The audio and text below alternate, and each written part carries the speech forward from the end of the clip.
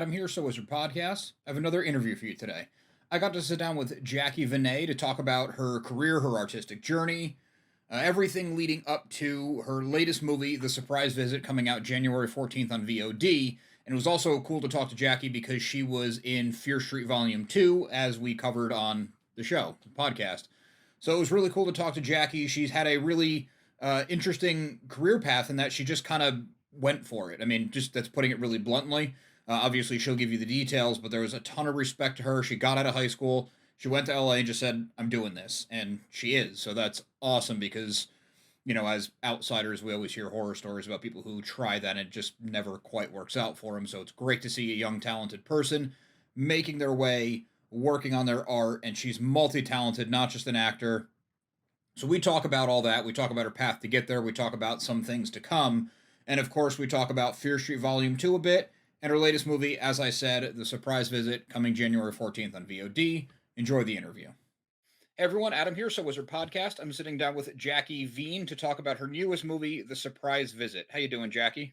Hi, I'm good. Thank you. Absolutely. Thanks for coming on. I hope I got your last name right. I always forget to ask before I press record. It's Vinay. Vinay. Vinay. It's okay. Everybody does The it. only other possibility. Yeah, no, it's fine. Okay. Well, sorry about that. It's okay. Before we get to the surprise visit, I always like to ask creative people what got you into your creative field. So for you, when did you know you wanted to be an actor and how did you get your start? Um, I guess I kind of found it when I started doing theater and when I saw theater for the first time. I think I saw just like a high school production that my sister was in of Sweeney Todd, and I loved it. I was obsessed with it. I was young, but I really loved it. And then I just did theater as much as I could, and I did a lot of theater through high school. I wrote, I directed, I was doing like 3 shows at once at one point, Wow. not getting home until midnight, and I was just obsessed with theater, and that's kind of what made me wanna pursue film. Okay, so it started in high school, you said? Mhm. Sweeney Todd's kind of a dark play to do in high school. I know, I know. But that We wasn't were your start. That was just the spark, right? Well, it was a high school production, and it was the same high school I went to. We had a really kick-ass theater production, and just so we did a lot of amazing shows. I never got to do Sweeney, but I'd want to. And you said you weren't just acting, you were also writing and directing, you said? Yeah, I Was that was. also in high school? It Sorry, was. just having a stroke. Yeah, it was. That's really cool. You had all those opportunities so early on. Mhm. It So was really lucky. from high school, did you go to a like a performing arts kind of college or program after that? No, I just went to LA, and Oh, okay. I was like, "I wanna try and do this," so I just went to LA and kind of winged it. You found an agent and a manager? Or did you just start doing like open auditions?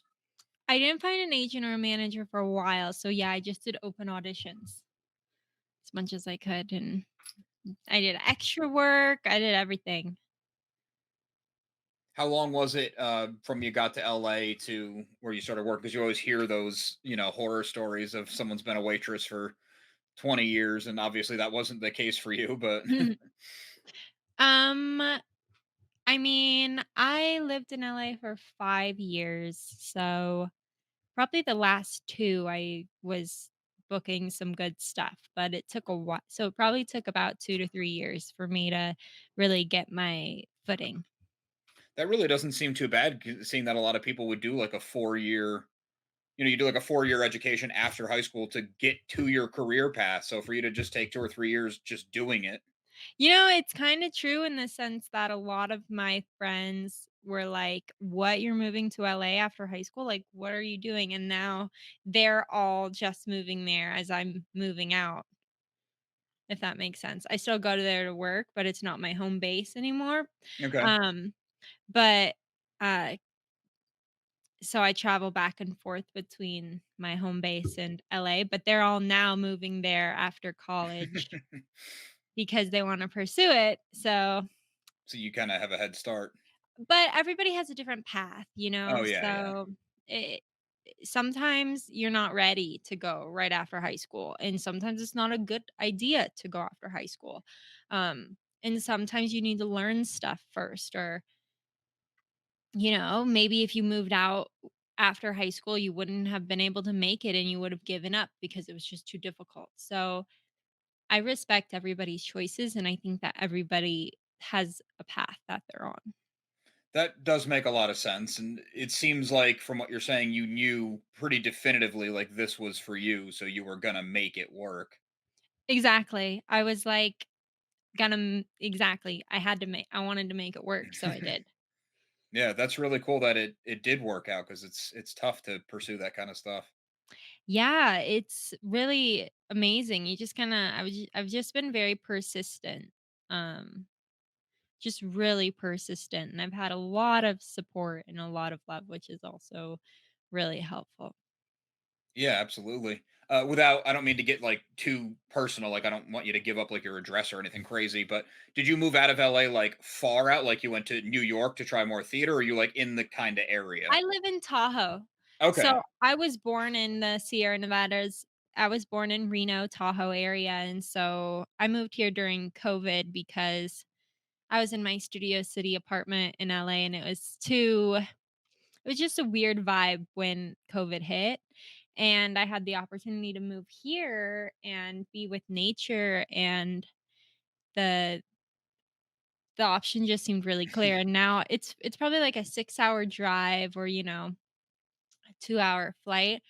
I usually just end up driving because it ends up being the same time, because you Right. drive to being at LA, LAX, la, la, la, la, la, um, listen to podcasts, so I kinda really like what groove I've got going on now. I would move back if, I booked, like, a series and had to be there a long time, hmm but what I've been doing right now is, like, when I booked the surprise visit, we shot in Virginia, so I didn't even have to go to LA at all.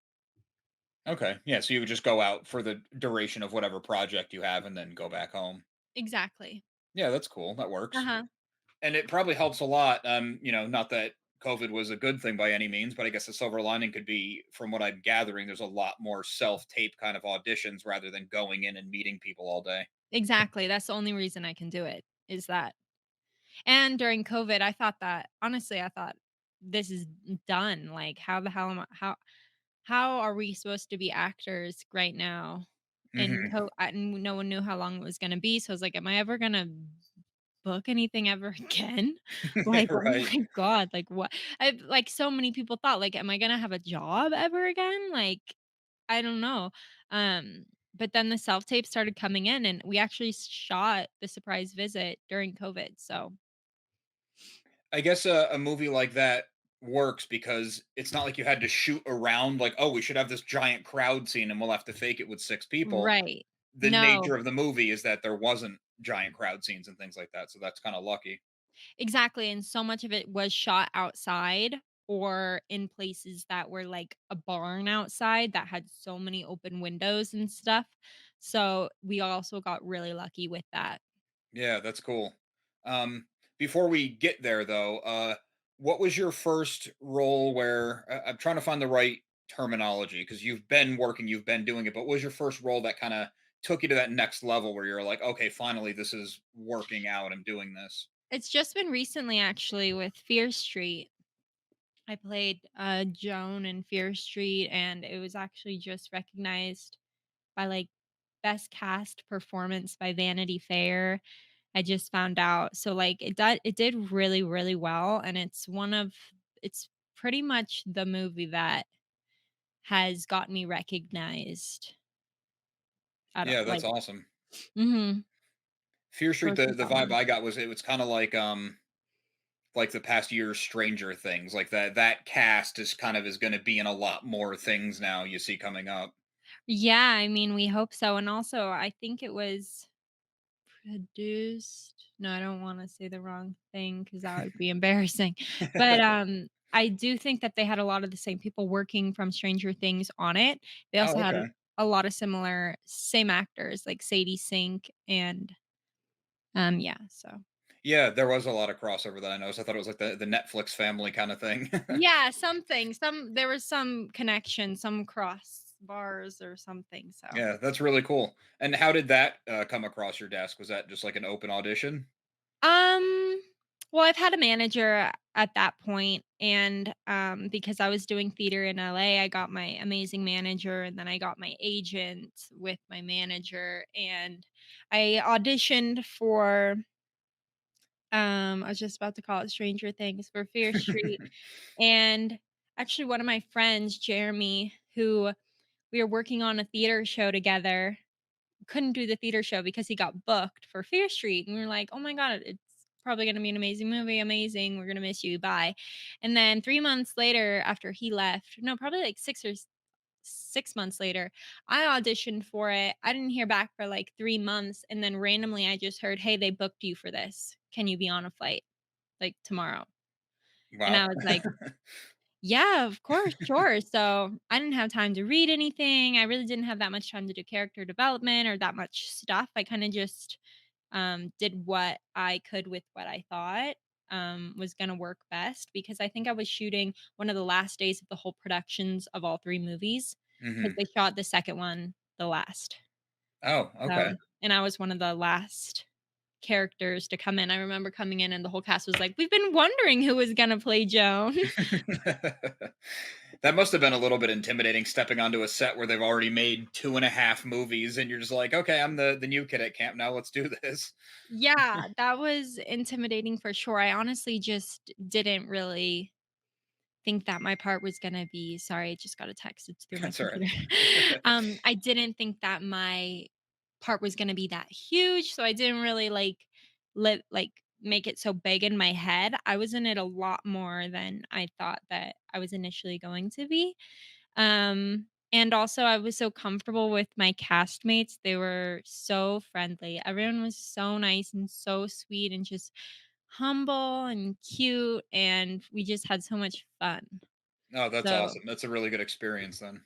it was a great experience. So you found that project was kind of the one that opened a lot of doors for you? Yeah, it still is actually. I shot it almost 2, 3 years ago, so it just came out because I think they were gonna do a big theater release, but they had to wait like a year because of COVID, and then they Mhm. just decided to do it with Netflix. Um, but everything happens in perfect timing as always, so it's just the gift that keeps on giving. Yeah, that's awesome. Was there a connection from Fear Street to the surprise visit? Because obviously you've had projects in between, but No, there wasn't actually. Um, Fear Street hadn't come out yet. Um, no one really knew about it. So not much of a connection there. okay. Well, that's you got a project. So how did that one Yeah. come up then? Mhm. How'd you get into the surprise visit? Oh, I just auditioned. I sent a tape in and I remember I had to cry a lot. I remember I had to scream a lot. Um, it was really high intensity situations, auditions that we taped, and then we did a lot of chemistry reads and met Rob, who plays Casey. And yeah, then I booked it and we flew out to Virginia and that was that. That's cool. The chemistry reads makes a lot of sense because the whole heart of the movie was really your character, so it would have to work.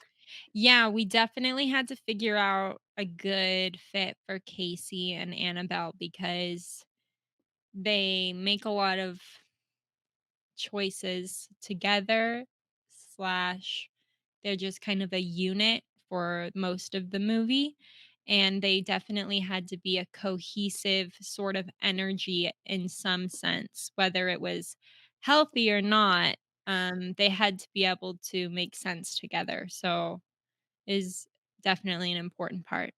Yeah. Had you done that much of a leading role leading up to the surprise visit? In other films that I did a long time ago, a few years ago, um, mhm, Okay, I because the had. you're in virtually every scene of that. Like the weight of the movie is on you. Yeah, I guess so. It's funny, I haven't seen it yet. Oh, sorry. So, I don't You don't know. know how I the edit came honestly out? I haven't seen it yet. I don't love seeing myself on film, to be honest. But I don't know what it's gonna be like because it's always so different from when you shoot to the film itself. Mhm. So, and from everything I've seen so far, I haven't made it that much into the trailers and stuff, but I think it's because there's not much Annabelle can show you in the trailer.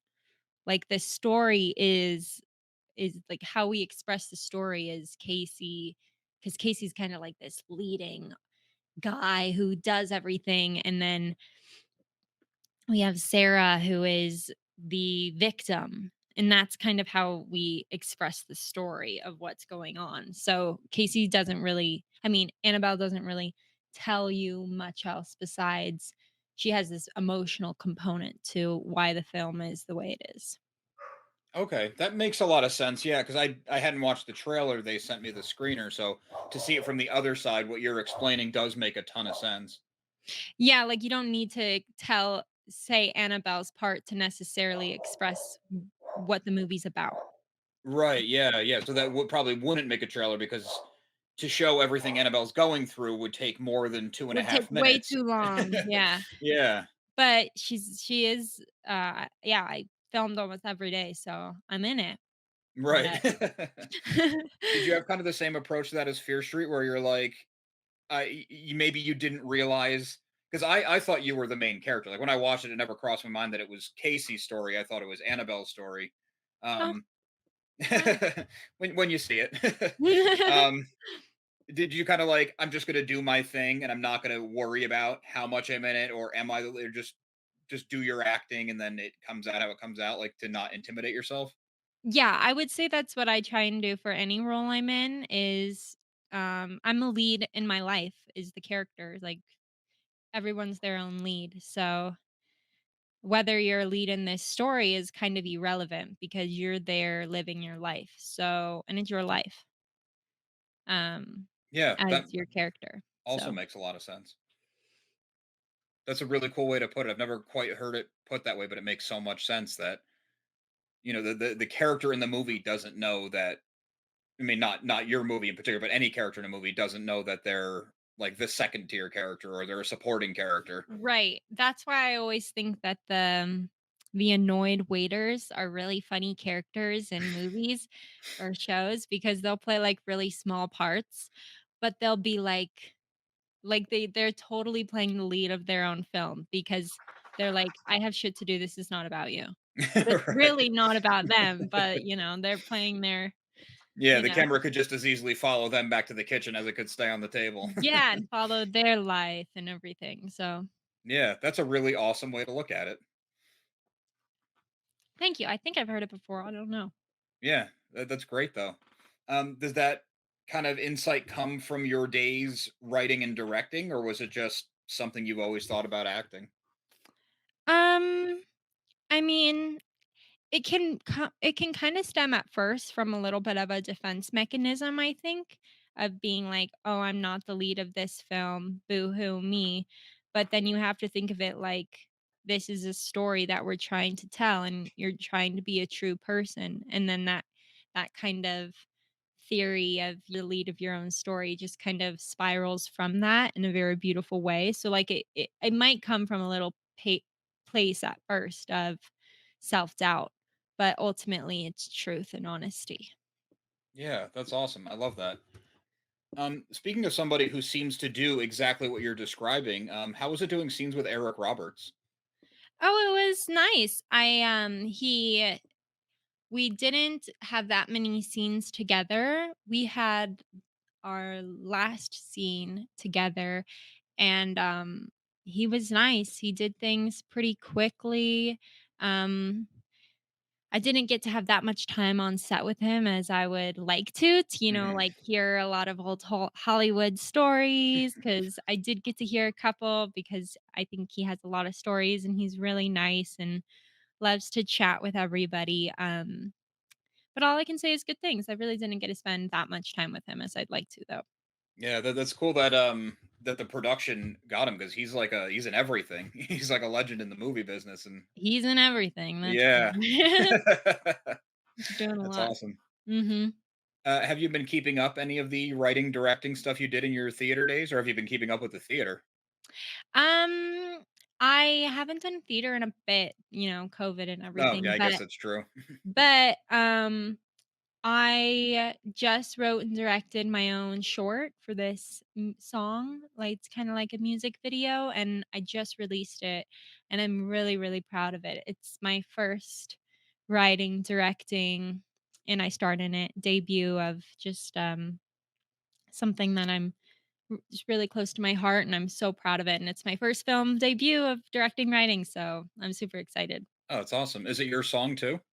It's not my song. It's an artist song who I love so much, and I reached out to him and he was like, "Yeah, let's do it." And so, yeah, it's on my YouTube, or you can find it through my Instagram. So, Oh, very cool. We'll have to make anyone's sure we put a link interested. to that. Yeah, yeah. I would love that. That's awesome. So that project came up. You liked this artist, and you just reached out and said, "I have this idea. I want to do this." Exactly. Exactly. I'm also working on I have a finished poetry book that I'm trying to get published here soon. In hopefully 2022. I'm kind of like waiting to hear back from agents and also competitions and stuff like that. So it hasn't been on the forefront of my announcements because who knows how long that process can take. Right. But yeah, I do have a finished book of about 180 poems and one short nonfiction essay. And I'm hopefully going to write and direct a short video for that too. Based on the essay. Based on the essay, yeah. Oh, very cool. Did that come up because of COVID? Like you kind of had to pivot to something else, or is that something you've just been doing all along? I've always written, and I've always written a lot of poetry, but, yeah, COVID definitely was like, I need to do something, a creative outlet, and I was just going through all my old journals, and I was like, "I have a lot of stuff here." So, I was also decided to take a year of college during COVID, first time going to college, because I had nothing to do. So, I did get a year of school in, and I took a lot of writing stuff, and, yeah, it did kind of push me to write a lot more and put this book together. Excellent. How did you like college? It was cool. I did a lot of online stuff. I met a lot of cool people. I love the camaraderie of school, which is a weird thing to say, but I really do love meeting people and collaborating in that aspect. I love talking to the teachers. I'm a little bit of a teacher's pet and like I love getting good grades, and I'm probably annoying. I'm Hermione in Harry There you go. um, so I like school, but sometimes I do put my art and what I'm doing in my career over school, which I think is fine because I think school should be a tool to help you um, create your career, not the other way around. Yeah, I absolutely agree. I was just gonna say that I imagine college is a lot more fun when you're not like, if I don't do good here, then I don't get the job, then I don't do this, and there's like your whole life is a domino effect where you're getting established in what you wanted to do anyway. You're forging your own path, and school is just something you're taking on the side for your own Right, edification. for a help and benefit, yeah, but I Yeah. think school's great, and I think if you have the opportunity to do it, then you should freaking do it, but, if you're struggling for resources or if you feel like you can do a career on your own a bit, I think school is not going anywhere, and I think there's no shame in going to school when you're 45, like Yeah, it's always there. It's a good point too. mhm, it's always Especially with there. online classes. And it's so easy to take an online class that you can take it at night, you can take it anytime you want, do the work. So, yeah, there shouldn't be a stigma about not going to school right after high school and about going back to school when you're however old. Yeah, that's true. Do you have any plans to keep that going, or was it just kind of something you did for fun and been there, done that? I don't know, maybe. Might be something that I continue to do. Um, yeah, I'm not sure yet. Yeah. The acting thing's probably picking up again now that things are maybe not normal, but we're learning how to deal with it. It is. That's why I didn't do second year because I booked a small role in this new upcoming HBO series, and I was like, I'm gonna go do that. Sorry, school. Yeah. No, it's a great opportunity. HBO makes some amazing series. It does, and it's an amazing series that I'm so excited to be a part of. Um, so yeah, it's just a small role, but you know, I'm Yeah, just so probably can't excited say to be a much part of more. it. Yeah, no, but I'm so excited to be a part of it. So, When you have a series or a movie or something booked, do you still audition for the next thing, or are you 100% focused on where you're at? um, you mean like, do I keep auditioning if I booked something? Yeah, like right now you have this series. Whenever you start filming your part, would you keep sending out audition tapes for the thing after the series, or try to juggle two at once, or do you just like, okay, let me get through the series, wipe my mind of that, now we can go on to the next thing? I'm pretty much a juggler unless a series like contractually obligates me to not do something. I do everything. Um, I think it's pretty important for me to do as many things that I love because with the film industry, things change so quickly that like I was filming the Minx thing and the show, I can say Minx, it's called Minx, it's coming. The HBO thing and me and my mom, my character mom, we were supposed to have a lot more in-depth stuff going on, but, like, the whole script pretty much just, like, got pushed back and changed and everything, and so we didn't film a lot of the stuff that we were going to, but if I were to not have, like, auditioned for things because of that, and then it ended up I didn't have to shoot as much, I'd be really disappointed, so unless I'm contractually obligated, I'm gonna do as much as I can. Okay, that makes a lot of sense. Just being an outsider, I wasn't sure how that worked because that Yeah. would be my thought too. Is like I have to have the next thing in line, Lined up. otherwise it's too You always late. want to. I mean, if Yeah, you're lucky enough, you want yeah, well, your that's whole true year too. booked. Yeah. I'm just gonna plug my computer. So you're saying you always try to have the next thing booked ideally, but it's a Yeah. numbers game. You're always putting stuff out there. Yeah, exactly. So but I'm also doing a lot of stuff on my own, which is really Yeah, exciting and that's really fun. cool that you're forging. I mean, I'm using that term too much.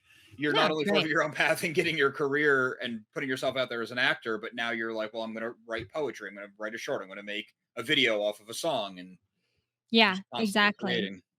All these things are really exciting because, uh, I'm just a creative soul, and I love being in movies and I love being directed, but directing and writing is also something really, really special and fun. So, gonna do it as much as I can. Right.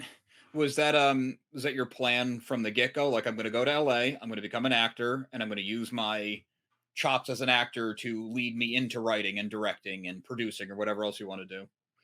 I didn't really have that much of a plan. I've never been a 5-year plan gal, but I definitely had some acting teachers or some people that I worked on plays with in Tucson where I did all the plays and who were older than me who like said you should be a director when you go to LA you should be a writer director and I was always kind of like I really want to act I really want to act so this is kind of like the first year 2021 where I've been like oh I think I want to direct.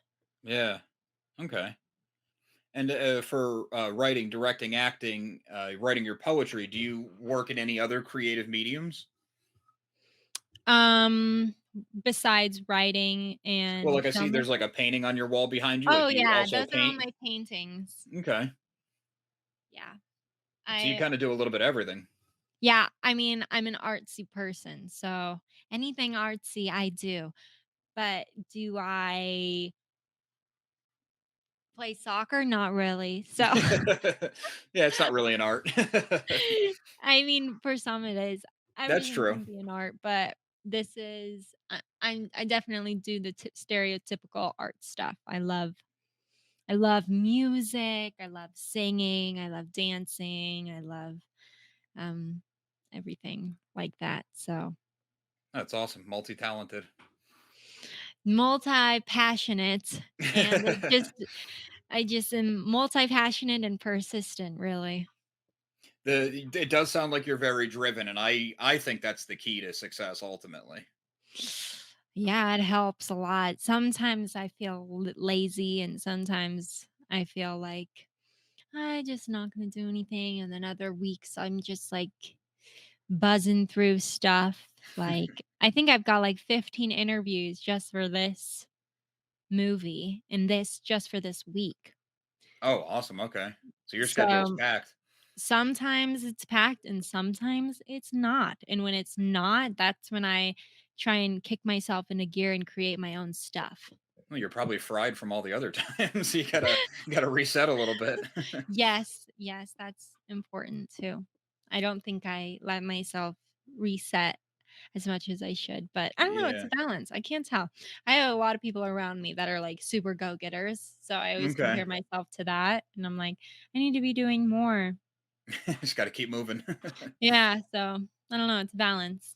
Yeah. Well, that's awesome. It sounds like it's working out for you. So I guess if it's not broke, don't fix it. Thank you. It's nice to hear people say it sounds like things are working out for you because in my brain I'm like it needs to be better. I need to do more. Like, you know what I mean? Like, Absolutely. Yeah. I'm like, it's gotta be better, like, so it's nice to hear that it looks good because, I think we're all a little harder on ourselves than anyone else. Yeah. Yeah. Well, I mean, you said 5 years in LA, and then the last two things have really been climbing. So you're moving in the right direction. And now Yeah, you're getting more and more projects, more high profile projects. So right. it's gonna be a snowball effect. Exactly. Yeah. It's exciting. It is exciting. It's really exciting. Well, we're kind of at our time limit. It sounds like you probably have another interview in like 5 minutes without how many you have booked this week. So, do you want to tell everyone where they can find you, where they can find anything you want to plug? I'll try to find a link to that video you made on YouTube, Yeah, and I'll send also it to where they can you. see the surprise visit. I'll drop it in the chat. Okay. Okay, Um, you can find me on Instagram. It's the best way to get in contact with me. I like to talk to my fans all the time, so don't be afraid to reach out on Instagram, and it's at JJJACQI. So 3 J's and it's Jacqui. You can find my new film that I wrote, directed, and starred in, and you can find that through my Instagram or you can find it on YouTube on my account, which is Jacqui on YouTube, JACQI. It's called Glitter, the video. And you can check out my art if you would like to and interested in that at no artbyjackie.com. problem. And you can find the surprise visit January 14th on demand, or you can find it in select theaters playing January 14th in California, New York, Virginia, and I think a couple other states that we haven't decided yet. Very cool. Well, Yes. Jackie, thank you for taking the time to come on. It sounds like you're very busy, but I really do appreciate your time. That was a really fun conversation. Oh my gosh, thank you. Anytime, reach out whenever. I love to chat. I'd like to thank Jackie one more time for coming on the show to talk to us about her whole career, all of her artistic endeavors. Fear Street, the surprise visit coming January 14th. That's when you can check that out. A lot of cool things to come.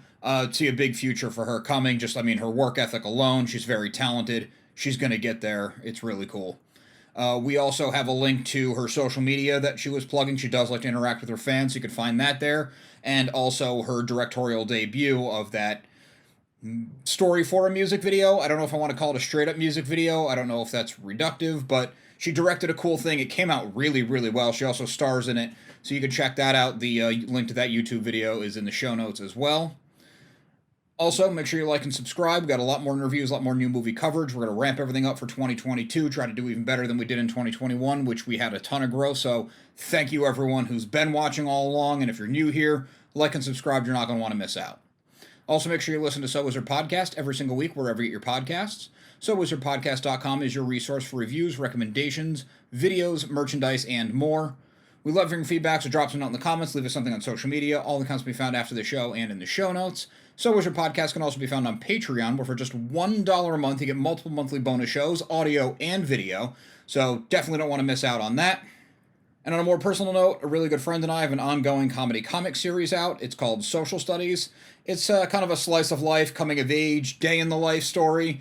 We keep it all light, we keep it all funny, we write it like a sitcom. It's styled after the 90s cartoons that we grew up on and we love and shaped and inspired us. You can find 7 issues available now. Issue 8 comes out in just a few days as of this recording, which kicks off our second chapter. So tons of stories coming your way, tons of entertainment. You can get digital issues for as little as $3 the first issue. You can get for free digitally. Just go to our website, socialstudiescomic.com. Thanks.